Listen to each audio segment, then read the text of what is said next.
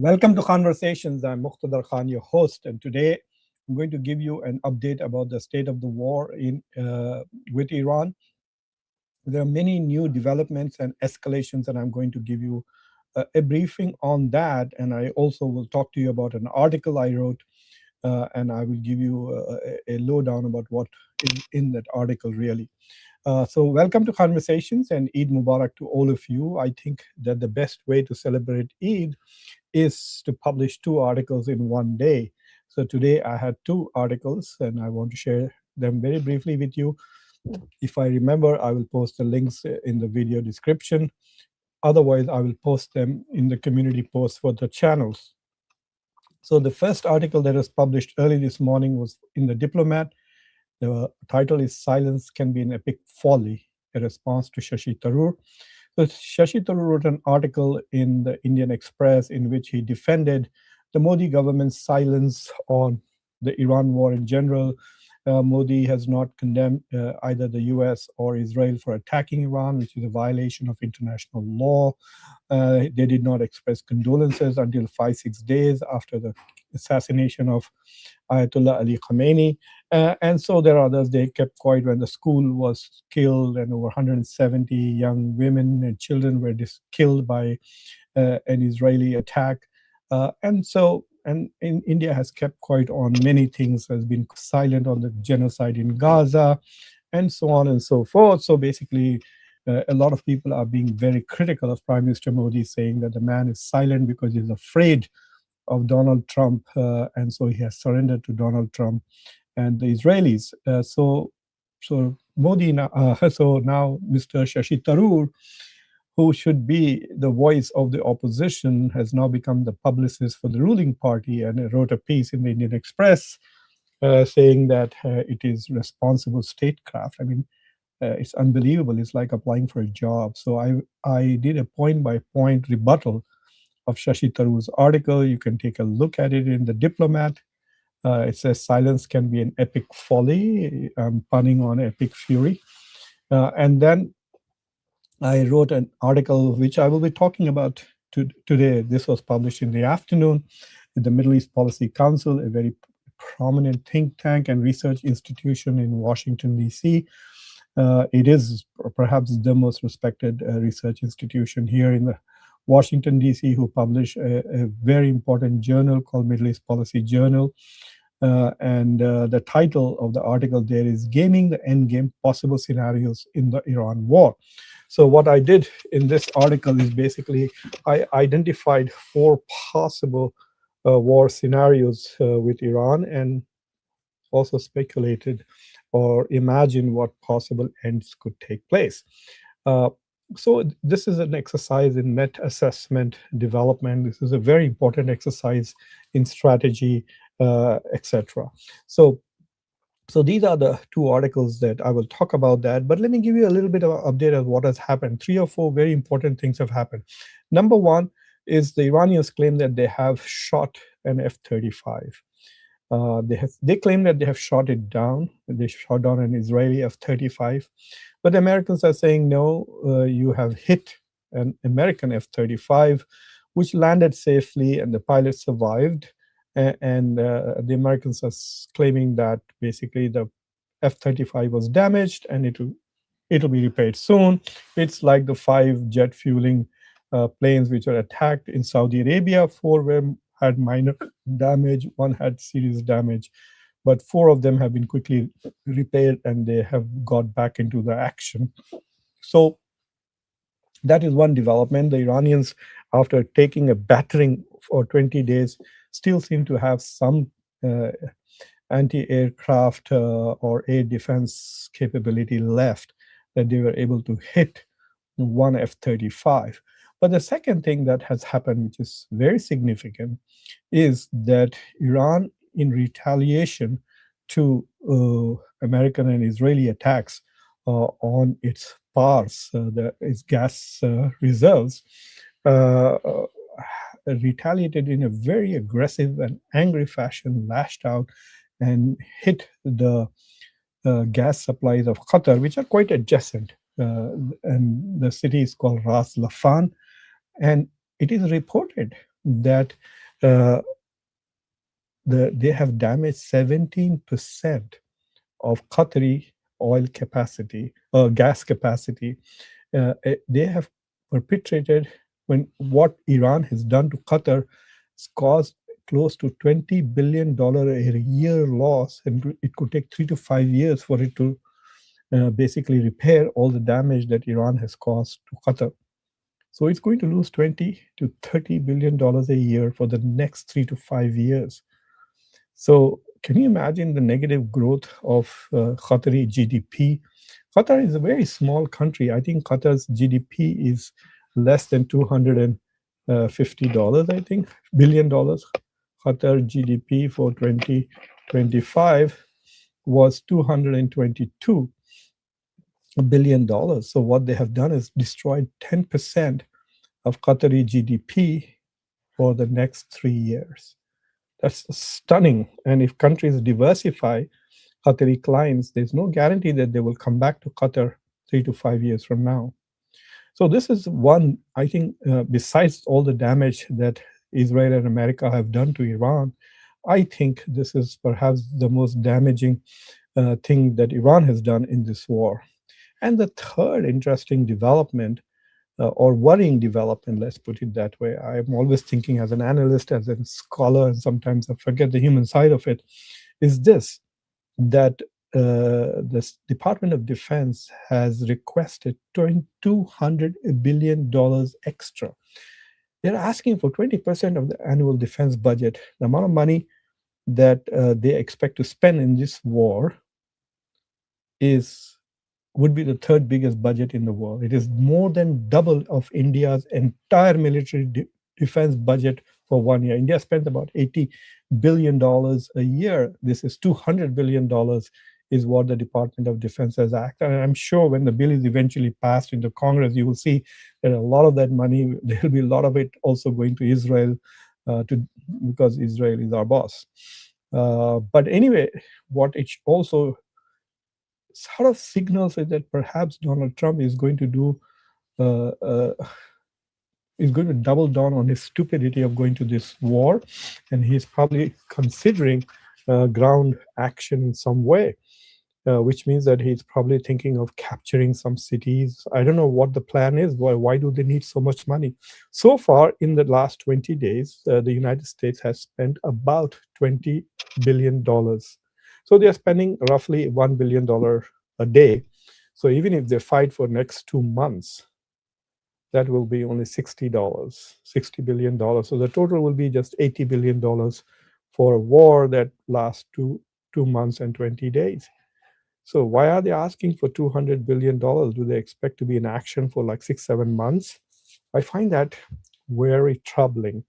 And I think everybody should be worried. The Republican Congress people seem to be very excited because this allows them to go ahead and pass certain bills under the cover of this particular request from the Department of Defense.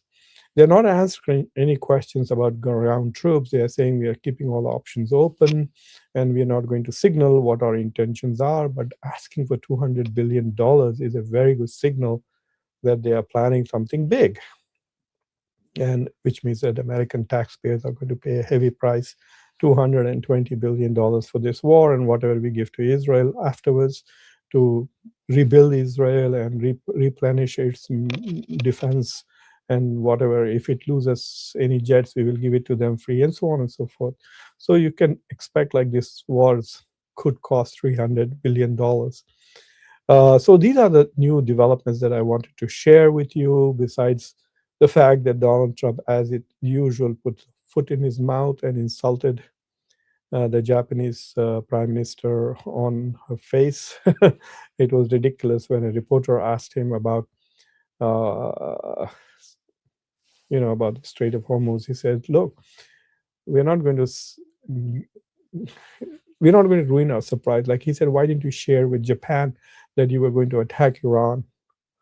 And he says, "No, we wanted it to be like a surprise, like you guys. Did you guys tell us before you attacked Pearl Harbor?" And so he went all the way back to 1940 when Japan attacked the United States and actually drew the US into World War II. It was really very bad diplomacy, harmful to his own cause. But anyway, so in this article that I wrote for the Middle East Policy Council, which is a very important think tank in the Middle East, I talk about what are the possible scenarios that we can anticipate. So I just put this in this metric. So there are like four possible scenarios. One is a scenario which we thought would happen, where Donald Trump would say, "We won," and he would take a political off ramp by a quick exit. So we thought this would happen after, say, 1 or 2 weeks, but he has not done that. But he can do this anytime. He could get up tomorrow morning and say, "Oh, we have destroyed the Iranian Navy, we have destroyed Iranian Air Force, Iran is not able to do anything. And so, you know what? We have declared victory and now we will leave." Now, what that does basically is leaves Iran's all of Iran's capabilities damaged, but still alive. The regime survives. The proxies survive, weakened, but yes, they survive. Uh, and uh, and Iran's ballistic missile stockpile, as well as capabilities, continue to survive. All of them will be damaged and weakened, and Iran would be a much weaker country. Is already is a much weaker country than it was last month. But nevertheless, this would be much short of the total surrender that Donald Trump was saying would be his ultimate goal. The second scenario is that he continues to bombard Iran without sending ground troops, and this will continue to weaken Iran to a great extent. He could completely deindustrialize Iran, destroy all its industrial capabilities, electricity supplies, its oil reserves, and so on and so forth. So, what might happen is at the end of this incessant bombing, they are going to leave behind a very nasty regime which may not be able to threaten any of its neighbors, may not even have the capacity to hit its neighbors if the US continues to bomb them for 6, 7 months. They're dropping thousands of 2,000, 3,000, 5,000 pound bombs on Iran and its various infrastructure. Thousands of people are already dead in Iran, nearly 1,000 are dead in Lebanon. And so, what could happen is that thousands of Iranians will die. They're probably going to hate America and Israel more. All these people here in the United States who think that if Israel and America destroy Iran completely, make it like Afghanistan, completely underdeveloped, no electricity, no industrial capacity, constant black acid rain because of all the pollution, and the quality of life going down from upper middle income, where Iran is today at 4,000 plus per capita income, to down into low middle income or even lower income economy. But I speculate that without ground troops, they will not be able to dislodge the regime, and whatever remains, they may kill its leaders. But there are millions who are committed to the regime in various military forces, in Basij, in IRGC, the Army and Navy. And so it will be a much weaker Iran, but strong enough to hold on, and it will probably become a very militaristic and repressive at home. Something like what Egypt is today, a military dictatorship, is probably what you might see emerging in Iran. The third alternative is a regional war expansion, which is a scenario very much like where we are today. But the Saudis had a conference with the other countries of the region, and they are contemplating reacting and responding to Iranian attacks. So far, they have only played defense. So, if imagine if Saudi Air Force, UAE's Air Force, which has many F-35s, and the Qatari Air Force, I don't know whether the Bahrainis and the Omanis, but the Jordanians join this war on the side of Israel and start bombing and attacking Iran. What will then happen? So you will have a regional war, and the war as expansion could basically be a war of all against all. It will have a huge impact on tourism and the oil. Already, what Iran has done has hugely impacted the oil industry. So let me give you a quick update on the oil. So At the moment, the Brent oil is at $106. It was 96 yesterday when we did a review. It's $106 now.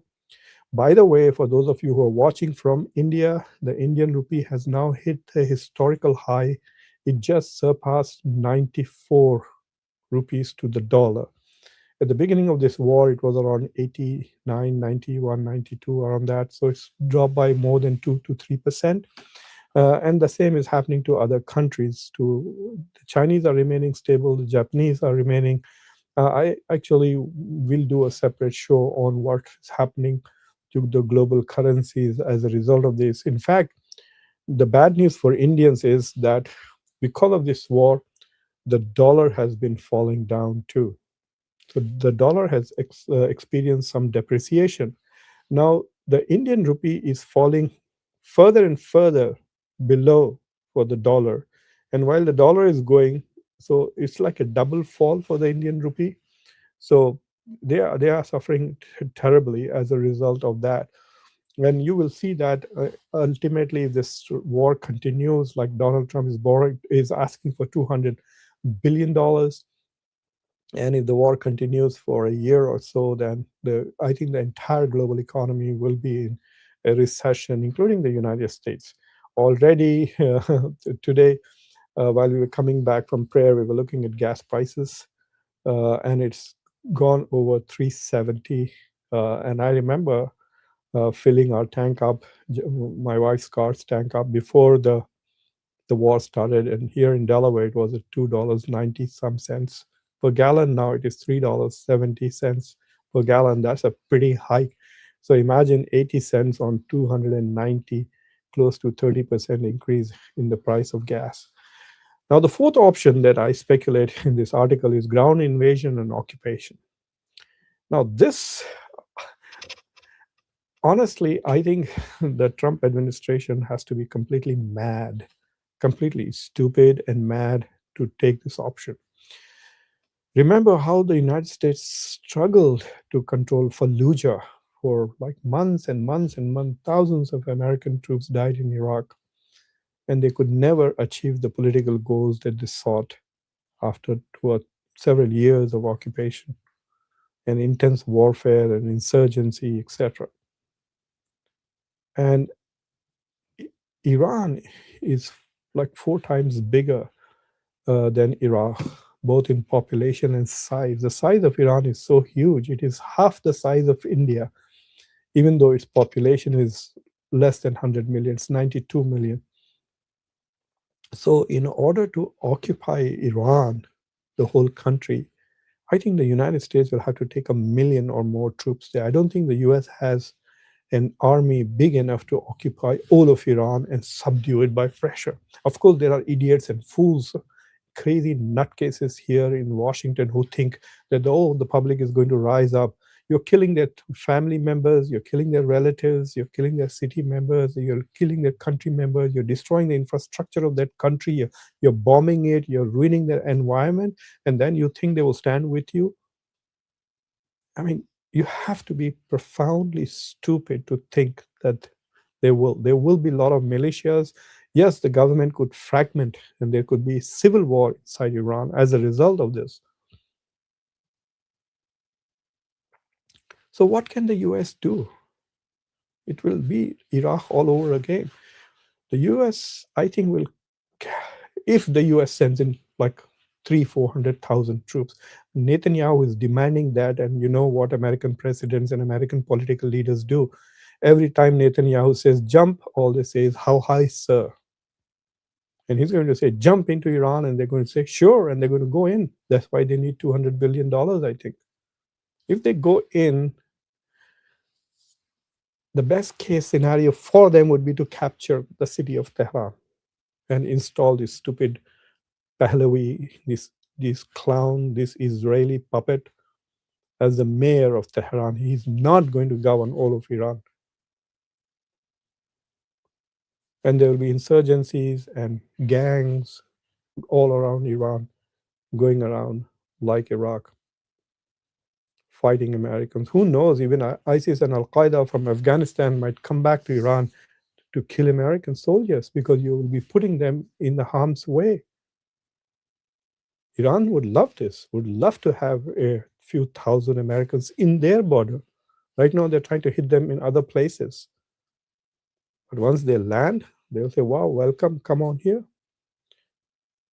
So that is the worst case scenario. And I think that is going to be a never ending war because there, Donald Trump then cannot declare victory and walk out. Because once he lands troops, he's committed to regime change. And if he's not able to bring that out, then he can't say, oh, I won. No, that's no, even the stupid supporters of his in MAGA who are completely brain dead, even now they support him without realizing that this is not a war for American interests, that this is a war for a foreign country's interests. Even they, these stupid MAGA voters who still haven't got it, that there was absolutely no threat to the United States, yet it went to war. Even the people in Trump's administration are saying that. Tulsi Gabbard said that very clearly, many times over. She's being very clever. She's not saying that it's my assessment that Iran was presenting a threat. She said this is the president's assessment, and she's putting the blame on Trump. And the manner in which she's saying it is actually also massaging Trump's ego.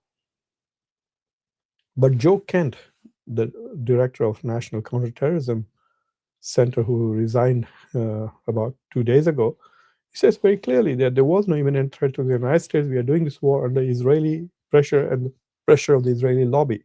So at some point, some MAGA people have already got it. Tucker Carlson, Megyn Kelly, and others. Steve Bannon, I think, is also saying this thing. I can't stand a lot of them, so I don't watch all their shows. But I do watch snippets, and so I can see that they are all beginning to get it, that this is completely being done under pressure from Israel. This is how US Middle East policy has been for the last 20, 30 years, even during the time of Clinton. Since George H. Bush lost the election in 1992, the Israeli lobby has completely dominated the American foreign policy in the Middle East. It's been dictated from Tel Aviv and not from the State Department or the White House. So these are the four scenarios that I see, and we'll see what will eventually happen. What we are seeing right now is the third scenario. Regional war expansion is probably where we are most likely. And if you go to this fourth one, ground invasion and occupation, then it's going to be really, really bad. So this is the briefing that I wanted to give you. I just want to reiterate for those of you who joined us late that today is Eid, so Eid Mubarak to all of you. And the best way to celebrate Eid is to publish two articles on the same day. I published this article in The Diplomat, Silence Can Be an Epic Folly. This is a response to a sycophantic article by Shashi Tharoor of the Indian National Congress, sucking up to Modi and the BJP. And then, of course, this article on which this show is based, called Gaming the Endgame, Possible Scenarios in the Iran War. So, and I also gave you the update. Donald Trump's administration, the Department of Defense, is requesting $200 billion from the Department of Defense. They are saying this is to avoid killing bad guys requires a lot of money. Plus, they are also desperate to, I guess, replenish all the lost munitions, the shortage of, I guess, interceptors, etc., that the United States is beginning to feel, not just the US, but all its allies in the region. It is quite possible that the United States might pressure some other countries to get into action because the US is running out of munitions. So I don't see anybody other than United Kingdom getting into this war. Yes, the Arab countries could if they begin to have a lot of damage. But I mean, attacking Iran is one thing, being unable to defend yourself. By now, the Arab countries have realized that the US is not defending them at all. In fact, being aligned with the United States is the reason why they are in this big trouble. Uh, and uh, and this is an Iran which was so diminished by sanctions, for the decades of sanctions by the US, crippling sanctions, and it's still standing up to the US and Israel, two of the most powerful countries in the world. Is absolutely unbelievable. It is not just a reflection of the resilience of the Iranians, it is also a reflection of the stupidity of the Trump administration. Anyway, thank you for watching Conversations. If you've not subscribed to the channel already, please subscribe to the channel, like this video, press the bell icon, and don't forget to share this video with your socio-political network. For those of you who are watching from India, I'll be coming back in another half an hour to talk about an entirely different issue. An American mercenary and 6 Ukrainian mercenaries were captured, you could say, or arrested in India and detained, and they have been training people in Myanmar. And I'm going to talk about the policy implications of that, the geopolitical meaning of that, and I have some interesting suggestions to make. So I'll be doing all of that in the Hindi update that I will be giving you. That will be at 11 p.m. America time, and that would be 8:30 a.m. India time. And if there are some interesting questions or comments, I'll be happy to read those comments and respond to those questions now. Manish, Eid Mubarak to you too. Thank you. Uh,